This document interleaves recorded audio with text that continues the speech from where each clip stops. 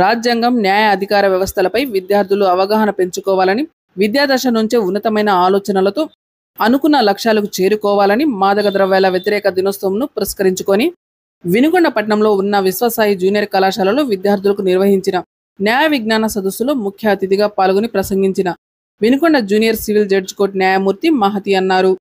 ఉచిత న్యాయ సేవల కోసం తమ మండలం లీగల్ సెల్ను సంప్రదించాలని కోరారు. డ్రగ్స్ తదితర మత్తు పదార్థాలకు బానిసై బంగారు భవిష్యత్తును పాడు చేసుకోవద్దని, ఇప్పటి వరకు చూసిన చాలా కేసులలో మత్తు పదార్థాలకు బానిసగా మారిన వారే ఎక్కువగా నేరాలు చేశారన్నారు.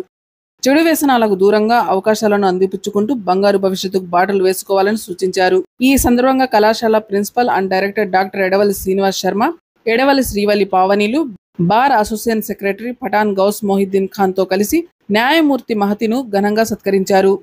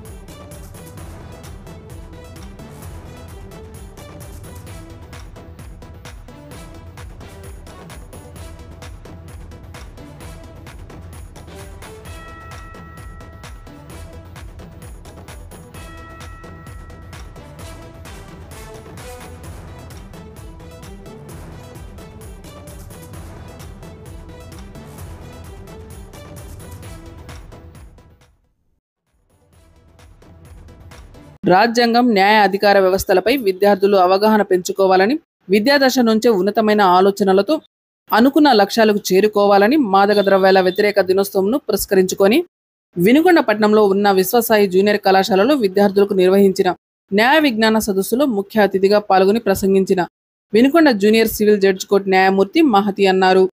ఉచిత న్యాయ సేవల కోసం తమ మండలం లీగల్ సెల్ను సంప్రదించాలని కోరారు. డ్రగ్స్ తదితర మత్తు పదార్థాలకు బానిసై బంగారు భవిష్యత్తును పాడు చేసుకోవద్దని, ఇప్పటి వరకు చూసిన చాలా కేసులలో మత్తు పదార్థాలకు బానిసగా మారిన వారే ఎక్కువగా నేరాలు చేశారన్నారు. చెడు వ్యసనాలకు దూరంగా అవకాశాలను అందిపుచ్చుకుంటూ బంగారు భవిష్యత్తుకు బాటలు వేసుకోవాలని సూచించారు.